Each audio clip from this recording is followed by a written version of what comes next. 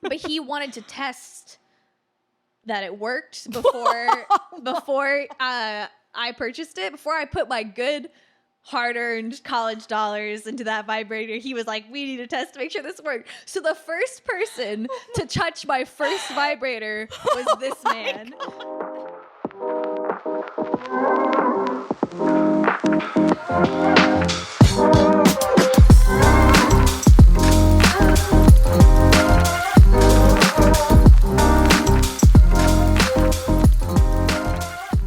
Okay, it's August 15th, 2022. This is Third Times Me. I'm your host, Kris Zervis, and I have today... Oh, I meant to ask you. Can we say your name? Yeah, you can say it. You can say my name. Well, the other guest that I had wanted to stay anonymous for, good personal reasons. Yeah, so I wanted fair. to just make sure. I have my lovely friend Rae here. Do you prefer Rae or Rayanne? Yeah, I think Rae is usually what's easiest for people. Okay. And that's what most people call me. So. And Rae lives here in Portland, Oregon. And you are from where again? I'm originally from a small town in central Illinois called Mahomet. Muhammad? Yep. Oh, okay. And small town. How small are we talking? When I was growing up there, it was around like 3,500 people, and small. It grew very fast because I guess we had a good school system. So by the time I left, I think it was like 8,900, and I'm not positive what it is now. So it keeps growing. Okay, that is pretty small though. Yeah. Okay. Real small town. Yeah, I think my hometown. So my hometown is Monmouth, Oregon, and I think when I lived there, it was around 5,000 people. It also has Western Oregon universities in Monmouth. So I think I'm sure it's a little bit bigger if you include the student population, but yeah, 5,000 people. That's freaking small. Well, today we are going to be talking about sexual awakenings. I wrote that down when you and I were chatting before we started recording because I liked that. I think that might be the title of the episode. So Rae and I both grew up in, safe to say, like religious upbringings, different religious upbringings. I grew up non-denominational Christian, pretty conservative, small town Christian. And Rae, you grew up... I grew up in a Methodist church, but the town itself had several churches and was very conservative religious community for sure. Okay, so it wasn't just all Methodist, but yeah, pretty much everyone sounds like was involved in some kind of organized religion. Super homogenous. If there was a person of color, you knew who it was because that's how whitewashed the town was. Okay, for sure. Illinois, right? Mm-hmm. Okay. So I think it would be great to start out by talking about, we could probably just dive straight into like how old we were when we lost our virginity, how our religious upbringings maybe impacted that, also impacted our mindset around like sex being a positive thing, a healthy thing, or not a healthy thing, and a negative thing, a scary thing. So I know you had mentioned when we were chatting earlier that although you grew up in a group, or I guess so the Methodist group, what was their, like, what was the organized religion's general take or kind of mindset on sex for teenagers and It's funny kids? because, so my parents, for context, are originally from the West Coast. Oh. And my dad grew up Catholic, and he's not a practicing Catholic, but he will have that Catholic guilt for life. And then my mom grew up Methodist. And so We're on the West Coast? So my parents were both born in California. My dad grew up in Manteca, California. And my mom grew up in Marysville, Washington, which is just north of Seattle. And then they both went to Washington State University, go Cougars. And then they ended up in the Midwest for my dad's work. Okay. And then my mom ended up going to dental school at the University of Chicago. Okay. Or the University of Illinois in Chicago. But were you born in Illinois? I was born in Okay. Illinois. Yeah. So I have these like West Coast parents that are probably like some of the most liberal people in my community growing up because I grew up in this very conservative small town USA community. So the Methodist Church, I would say, at least in my community, was like the most liberal of of the churches in the area. And so, like, it was a big deal when, by the time I was in high school, like, we had a gay couple leading the worship band, like that, you know, so, Woo! growth. But yeah, I would say that, as far as the Methodist Church's stance on things, I think that largely the biggest thing about the community in general, because I would say it was more a community pressure than like a Methodist pressure, was that just don't talk about sex. We just don't talk about it. So it's like, you have questions? Oh, we're not going to talk about them. Don't ask them. So I would say I was less being fed direct, narratives of like, you will go to hell if you have sex, but more like, we're not going to talk about not it. talking Just about not it. talk about it. And then definitely the fear of getting pregnant and not having the information on, like, I knew condoms were a thing. I knew that condoms could protect you from pregnancy, but just that fear of an unwanted, teen pregnancy was enough to keep them at bay for me. So abstinence wasn't really preached. It was, or was preached. It was in the community. I would say Okay. that it wasn't a big center of the sermons that I would hear at the Methodist Church, but in the community at large, definitely, yes, like, abstinence was key. I remember having a sexual education class in middle school, but it was very much more about... This was a public school? This was a public Okay. school, and it was very much more about learning about the body, like, just like sort of the anatomy of it all, than an actual like sexual intercourse class. And then all I can tell you about my high school sexual education class, because this is what I remember, I won't like name names, even though it's like a small community and like people in that community will know, it's fine. But I sat in the front row, and the woman who taught the class, very nice woman, she was very tall, and her vagina was right in line with my face. So every time, and it wasn't like she was dressing, inappropriately as a teacher or anything like that. High school? This was high school. But it was just that she was tall enough, and I was sitting in the front row, and she would always place herself right in front of me. And so I would just like trying to be looking anywhere else. Like, she's like asking, questions or whatever. And then, as she's talking about her vagina, it's right in front of your face. And her vagina is right in front of my face. So that was like one distraction. That's one takeaway from my high school sexual ed class. And then the other one was the infamous slideshow of STDs, where they just give you like zoomed in shots of just like the worst results of any STD possible, where it's just like shot after shot after shot. I don't remember if there was background music involved. I just remember like the intense, like grotesque images that clearly are a tactic to make you afraid of ever touching another person or even yourself. Yep. And those are the two things I can tell you about my high school sex ed class. I remember having the 6th grade sex class that you talked about, where it was just anatomy, where we learned about menstrual cycles and what a penis was and all the parts of a penis and the male anatomy and then the vagina and all these things. But I don't remember having anything in high school. Maybe I just blocked it out because it was like that bad or uncomfortable or something. But I don't even think I remember anything in high school at all. We must have had something. There must have been something. Isn't that like a requirement in public schools? I honestly, I can't speak to whether it's a requirement. It seems like it should be, but yeah, I think that there has to be. I think there usually is some element of a sex ed class, whether it's literally just called anatomy. Yeah. And they just talk about the anatomy and maybe like the very basics it takes to make a baby.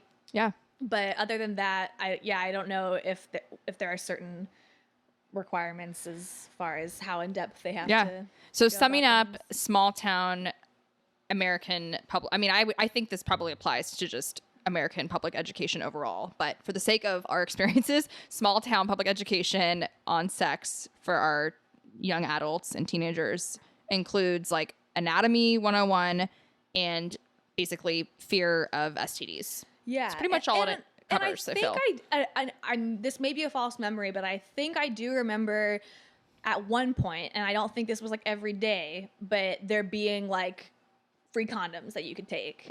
I don't remember being brave enough to take them, and I don't even remember if anybody did, but I remember I think they were available during one class. Whether or not there was like a secret counselor that like hid them in their office if you like knew who to ask at any given point in time, I don't know if that existed, but I remember one day where I believe that there were some cheap free condoms that you could take if you were so brave.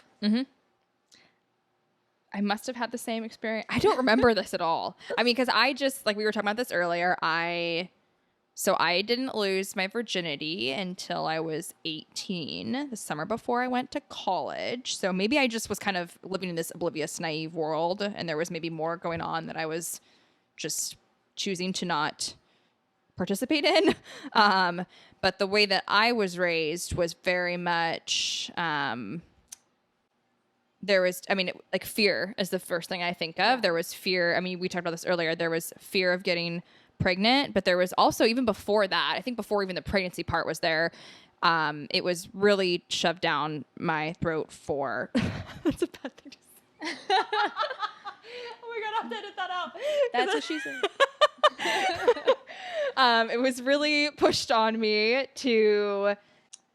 like abstinence was pushed from a very young age. I think I remember getting a book when I was in maybe like 4th or 5th grade. That was kind of one of those birds and the bees books. From your parents or? Yeah, my mom, I remember giving it to me, and it was definitely Christian based. And it was kind of just explaining like when a man and a woman get married and they're in love and it's God's will to have a child. It was very that type of approach. Okay. They loved each other and they create a child, but there wasn't, you know, that's the extent of it. No talk of pleasure, no talk of like actual what intercourse really was, I feel. Yeah. And then going into high school, I think I remember being 14. So I would have been like, what are you, 13 or 14 when you were a freshman? Yeah, usually around like 14. So I think it was my freshman year. I remember it was a Christmas present. My parents gave me an abstinence ring. Oh my gosh, you had like okay, so is that different than a promise ring? It was a purity ring. That's what it's called, but same thing. Purity ring. Well, because I know that sometimes like promise to God. Yeah, because I know that sometimes there's promise rings that like a boy would give a girl because it's like we're promising together in this relationship that we're going to save it for marriage and you're promised to me, and it's like a pre-engagement some people, but I also know like this was a purity with to yourself, God, like just to God. And this was a ring that my parents gave me for Christmas when I was 14, and it was to save myself. A beautiful Christmas gift for your child. And I mean, my parents might eventually listen to this, so I'm sure you guys were just doing what you thought was best. So I'm not judging or hating on it, but I just remember in the moment, my truth is I had never even had sex. I mean, the most I think I had done at this point was like made out and maybe like some touchy feeliness, but there was literally never even a naked moment with a man. There was no actual good foreplay. So at this point, it was just it just felt very, just not the best of timing either, because I wasn't even in a place where I was like trying to have sex. And also like not being like having rules put on you that are restricting you from doing something that you're not even educated on and don't even really have exposure to, just felt very confusing and very, I don't know, it just was weird. It felt a little manipulative. Not to say that my parents were manipulative, but more just like, I didn't even know what it was. I didn't even know what healthy sex was. It just was very like, here's this thing, don't do it, but you don't even know anything about it. So it was just a weird experience. Have the information. Yeah. And that's the thing I will say. So with my parents, whether it was the fact that I perceived them as like fairly liberal for the town that I was in, or also maybe avoidant parenting, or because I don't want to put that on my parents, but my parents both had their own businesses. So like my mom was a dentist. She had her own dental office. And then my dad ran a veterinary clinic. So they were so incredibly busy and were just doing everything that they could to like be as much involved in our lives as they could be. And also be working adults. That like, you know what? Sometimes they miss the mark. Like my mom, I give her such a hard time because I remember when I started my period And I know this is like a little tangential, but I remember that she handed me the box. Well, first of all, Like a tampon box? Well, first I'll say, backtrack. She did not, before having my period, she did not prepare me for like what a period was. Cause I remember having pads. I remember she prepared me by like supplying me pads because she said like this might happen at this age. Yeah. And so I was prepared. Thank God that I didn't like have my first experience where I like leaked through clothes or something. Oh, yeah. So I put in the pads. And then every time I go to the bathroom, I would like see, the pad and the soiled pad, and I would throw it away. And then I guess put on a clean one just in case. But in my mind, I came home and I was like, Mom, I had 8 periods today. Because I thought that you just dispensed this thing for one time every month. It was like done in 10 minutes. And then after I threw that pad away, that was it. That was my period. And so then she was like, mom. Oh my God, she was like, oh honey, like I could tell, like it's a very like sobering like moment where you're like, oh shoot, she has no idea how rough it's gonna be out there. So that was the first time. And then when I got to the point where I was like ready for tampons, my mom handed me the box and she was like, there's instructions inside. And so I read the little packet inside to learn how to do that. And so I always make fun of her for that. And I know she feels bad about it now, but like in some ways, they were hands-off parenting, I guess, about like, they'll figure it out. They'll just read the instructions on life. Well, I also think it probably, I don't know anything about your mom's parents, but I think it has a lot to do with like what experience they got and education they got from their parents. Yeah. Like if our moms, that generation, it wasn't common to maybe like really communicate and talk about these things. They're kind of just passing down the version they got, maybe with a little bit more insight, but I think it's very generational too, depending on like how much information you get. Yeah, I would say that makes a lot of sense because, I mean, my parents are already like the generation of most of my friends' grandparents because they waited a long time to have kids by choice. My mom didn't go to dental school till she was 32. Mm-hmm. And she didn't want to have kids before then. And then it wasn't until she was 39 that she had my brother. And then me when she was 43. So I always had older parents to begin with where like I would, be the baby at the park. And then somebody else would be like, oh, is this your grandchild? And it's like, no, this is my daughter. Like, so that whole thing. So I think that gave them a different perspective too, because they were kind of older and wiser on some level, like still first time having kids. And that's always an adventure. But more life experience. But more life experience. So I think there's that. But then also thinking about the generation that their parents lived in, even further back, like definitely some, I think influence there of not necessarily talking everything out. Yeah. I mean, I think if I ever, I don't know if I will have kids, but if I do, I definitely am going to take probably an over communicative approach if I am to have a daughter about these kind of things. Well, and have you seen that show? We talked about this, I think, the other day. Have you seen that show, Sex Education? No, you were talking about it, and I'm interested in talking about that. But it's funny that you say like taking a kind of over communicative approach, because another thing that sort of extra education that I had growing up is I had a friend who their parents were very open, and her mom was an artist, and she would, there'd be new drawings around the house because she did figures and things like that. So I was a little bit more exposed to like, that kind of culture, I guess. And they were very open, and she was a parent that I would say over communicated, but and not always in a good way. Like whenever this friend of mine, messed up in the eyes of her parent, the mom would just like immediately go like real in depth into like exactly why everything was wrong about what she did, and very much like over explain, like provide too much information. Yeah. Instead of coming from a place of understanding, it was like immediately like, okay, let's get into this. And so I think that you have to have that balance, because you can come from, and it's probably true that it's possible that her parent came from a household where she got nothing. And so then she's like, okay, I'm going to make sure I give my kid all the information that I didn't get. But then sometimes you can, the pendulum swings too far the other way. Totally.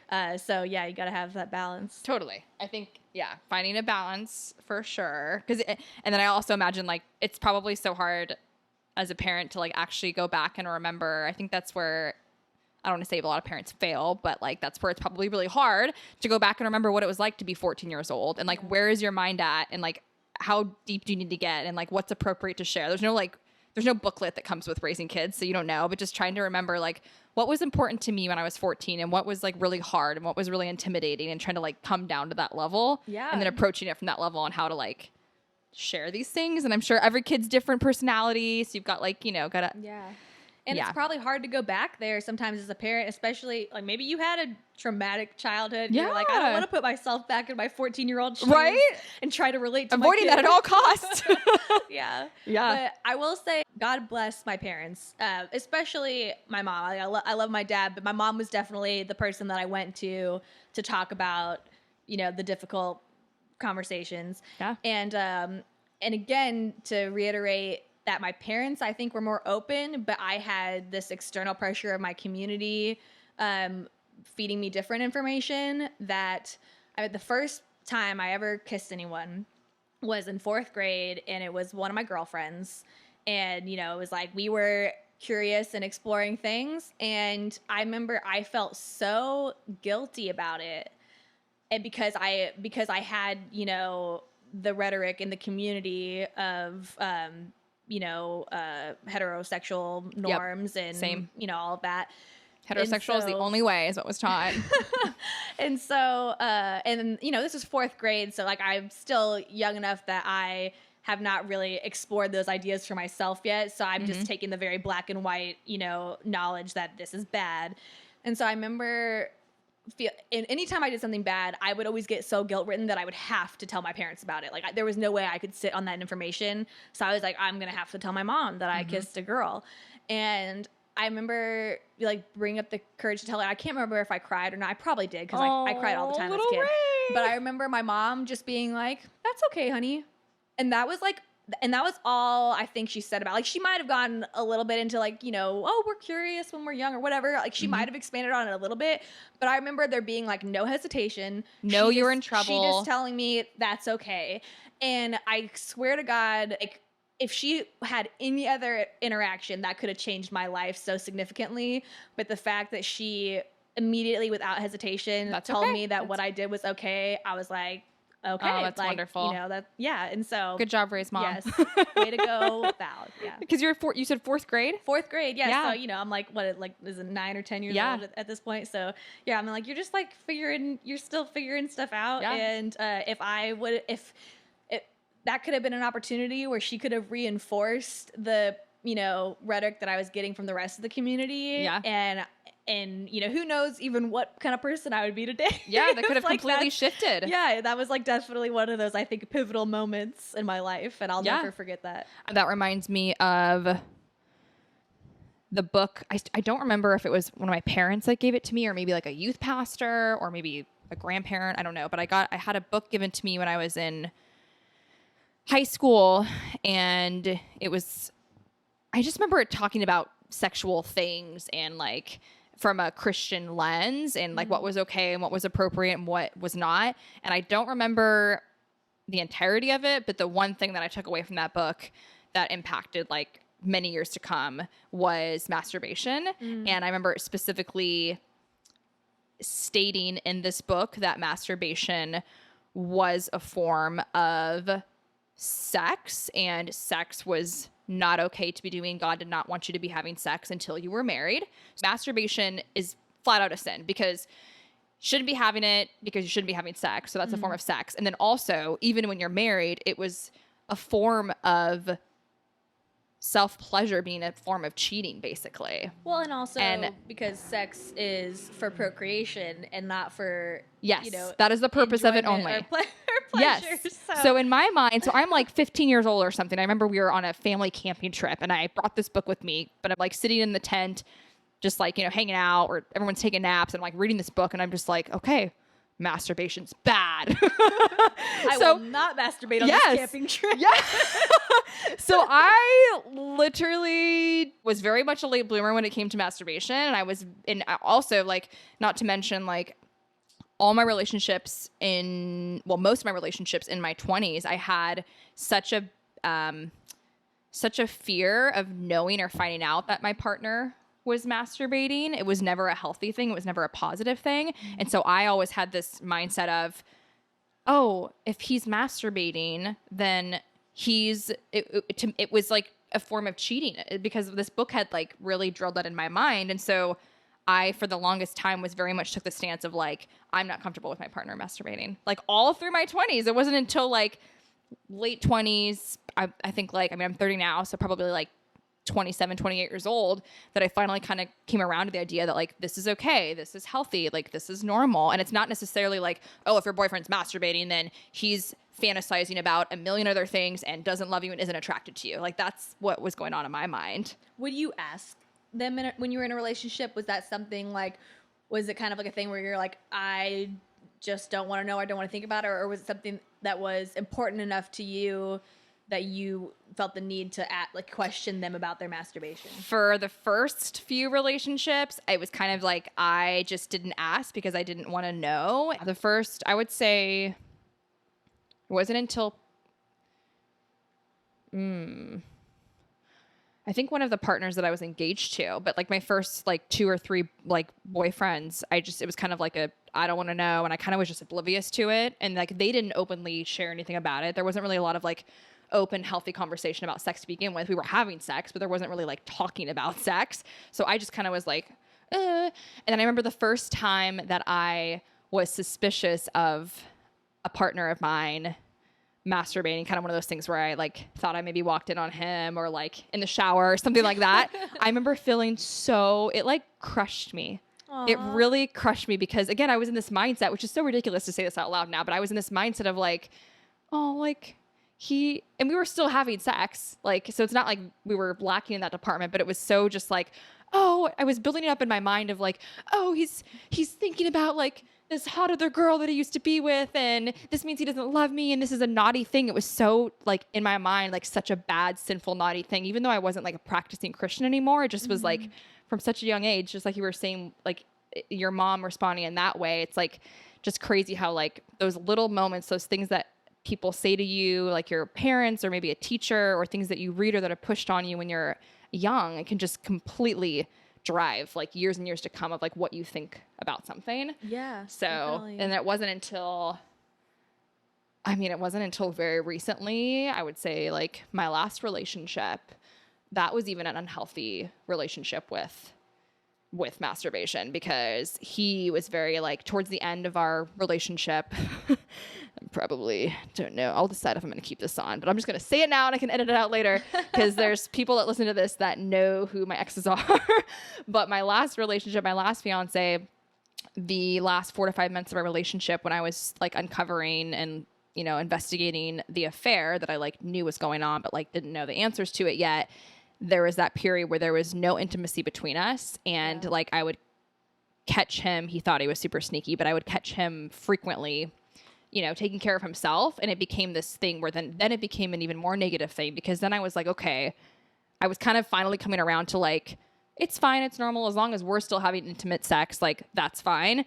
And then that happened where we weren't having intimate moments and he's sneaking it and hiding it from me. And I would like walk in on him like in the shower, and it was like, wow, so you don't want me, where I know you're cheating, something's going on. So that like was crushing me. And on top of that, you're, you know, sneaking around to pleasure yourself and you don't even want to touch me. So then it became this like another layer of like negative thing. Like you already have kind of a unique relationship with masturbation to begin with, and then and then that on top of it, because like it just wasn't a positive experience. It wasn't healthy. And at that point, and I see that too, because I think that, you know, before we started, you mentioned you know, the empowerment that comes with masturbation as a woman. Not to say it's not empowering as a man too, but like we don't need to enough about you and your masturbation. But so I think that it is important to be able to have self-pleasure in a relationship, and so for both people, but at the same time, I think pleasuring each other is a big part of a healthy relationship as well. So if you're only taking care of yourself and you're not also extending that towards your partner, then I think that that's a red flag. So I would understand the discomfort that would create. And when you already have an unhealthy association with masturbation to begin with. Totally. Getting myself to a place where then I started to explore. I bought my first vibrator and I started to kind of explore, like I was single the last couple years and started to explore how to pleasure myself. And that was very new to me. It was A, very empowering, and B, it's immensely helped my sexual awakening. I've always considered myself a pretty sexual person, but there's been like limitations to what I was comfortable exploring. But then like figuring out what pleases yourself, it just makes being with partners a million times better because you can direct them, you can give them feedback because you know your body. Like, how do you it took me a long time to even, I don't think I even actually had a proper orgasm until probably my second or third, like serious partner, like boyfriend. Like definitely did not with my first because I just didn't know my body. So it's like, I think that's a big part of like, it's unfortunate that people that grow up with shame around like pleasuring yourself and just the lack of like sex positive education, because it just creates a world where, especially for women, because I just think with men, it's just more, oh yeah, that's a boys thing. Like boys, masturbate at a very young age, they're jacking off. Like that's totally acceptable. But I still feel there's a lot of work to do with like making that more okay for women. Yeah. Because then you just I have tons of friends, which I will not say names, but I've met, and even just women I've met in my travels that we've had chats about this, that you can tell still don't know if they've ever experienced an orgasm. Yeah. And I think if you don't know if you've experienced one, then you have probably not experienced one. I would say that's accurate. I remember, so one of my favorite movies of all time is When Harry Met Sally. And I remember as a kid, there's so many movies that I watched as a kid that I feel like my parents must have been like, it's okay if she watches this because like she's not going to get it anyway, which I didn't. There's Something About Mary was one of those movies, speaking of masturbation. But Harry Met Sally, I remember the scene where Meg Ryan is in that cafe with Billy Crystal, and he's talking about how like he knows that women have never faked with him. And so to prove him wrong, she gives a very realistic performance of faking an orgasm in a public setting. It's amazing. Aren't they in like a food court at a mall or something? They're in some kind of like cafe situation where it's like trays of turkey sandwiches, like kind of thing. And there's tons of people around. And then she, and then that famous line where the woman goes, I'll have what she's having, because after Meg Ryan's amazing performance, you're like, yeah, anything to get there. So I remember seeing that as a kid and be like, that is what it should be like to have an orgasm. So I definitely knew, like, when I had not had one yet. Yeah, because you weren't reacting that way. Yeah, exactly. I remember the first time I bought a vibrator. I was in college, also another rural town in Illinois. This one had like 50,000 people, so it was like a little bit bigger than where I grew up. So I just went to one of the towns. Maybe it was its only sex shop. I can't remember, but... and I remember going there with my girlfriends, and it was like exciting. Like, we're gonna go look at the vibrators and dildos and stuff. and I knew I was going straight to vibrator. I wasn't like gonna fuck with a dildo, but personal preference. And I remember that I finally picked out which vibrator I was gonna buy, and the man at the counters was just like this man who's like kind of I don't want to like make a judgment, but like. He looked kind of like a sketchy dude. Yeah. And he... Not your ideal first purchase experience for a vibrator. And also was one of those situations where, like, you're at a pharmacy and, like, they're higher up than you. Like, he was on, like, another, like, level of where the cash register was, where he was already looking down at me. It's like a weird thing. And then, at least that's how it was in my memory. Maybe I built that up. But he wanted to test that it worked before I purchased it, before I put my good hard-earned college dollars into that vibrator. He was like, we need to test to make sure this worked. So the first person to touch my first vibrator was this man. So he tested it and it worked. And when I say tested it, wait, so he's like... like scanning the barcode. He opened up the package and he was like, I'm going to test it to make sure it works. So he it must have come with batteries, which is like cool. Like, don't have to pay for batteries. Great. But, or it's possible that it didn't come with batteries and he had batteries that he put in to test that it functioned. And you know what? Maybe they'd had some problems. Maybe they had some complaints where people were buying vibrators and they got home and they didn't work. So maybe this was like a new thing that management insisted, listen, I know it's weird, but you got to test all the vibrators. So he was the first man to touch, or I shouldn't say first man. He was the first person. There was no man touching my vibrator at the time. But anyway, so he was the first one to touch it. And then I was like, well, I don't know how I feel about this experience. Fortunately, it was waterproof, and I definitely sanitized it before going any further. But needless to say, it was an uncomfortable first experience. Oh my gosh. Something that me and myself and that man shared together. So there you go. Next time you go, do you ever go back to your college? I do. I haven't been back to that sex shop, but maybe someday. What if he's still working there? In my memory, he's just kind of a faceless white guy. Like, I don't really remember specifically I probably for good reason. I was like, I don't want to see this guy's face when I'm using my new vibrator. So I probably blocked that out of my memory. That's hilarious. But yeah, he could still be there today. You know, maybe he's general manager now. He's moving on up. He's moving up in the world. Yep. Oh my gosh, that's hilarious. I didn't have to have a face-to-face interaction because I bought my first vibrator online. So cool. Thanks, Amazon. Yay. That was that. And yeah, I mean, I no such thing as TMI on this podcast. My first vibrator was actually gifted to me by a good girlfriend of mine, and she sent it to me during the phase that I was still with my ex, but like things were not good. And I had shared with her, I kind of had like an emotional breakdown and was just like, he won't sleep with me. He won't touch me. I'm just like going crazy. And literally like 3 days later, Amazon Prime box shows up at my doorstep in Austin, and it was a vibrator. And that was honestly like the best gift ever. And there was a little, because you know when you do gifts to people, you can put like little notes in the Amazon. Yeah. There was a little paper note in there, and it was like, it was something just like, screw so-and-so, we won't say his name, screw so-and-so, take care of yourself, like love her name. And I was like, this is amazing. And so that was like the best. It was such a good distraction too, because I was just in such a bad headspace. So it was just good to have A, to like start exploring for myself, and then B, to just have a distraction and like kind of get out of my head a little bit about what was going on. So that's a you know friend. Who you are. If you're listening, you know how much I appreciated that, but thank you. Good friend. Yeah. I had a friend in high school that was earlier on in their exploration of these things than I was, and they offered to let me borrow the toys that they had. And they're like, I run them through the dishwasher. Like, it's you can do that. Clean. Well, it probably depends on the product. Yeah. Maybe not all of them are dishwasher safe. I think these were specifically dildos. They were. I don't think they were vibrators. No, like yeah. But so there wasn't electronic an component. Yeah, like a technical component. But anyway, I remember being like, like, that's okay.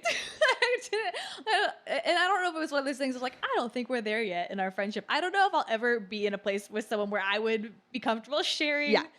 No matter how like thoroughly you sanitize it. I'm like, it's very thoughtful, but that's okay. I'll get my own. Thank you. Well, I think we could wrap up. We covered a lot, and I have more things that we can cover next time if you want to come back and we can do another recording. Thank you for having me. Thank you.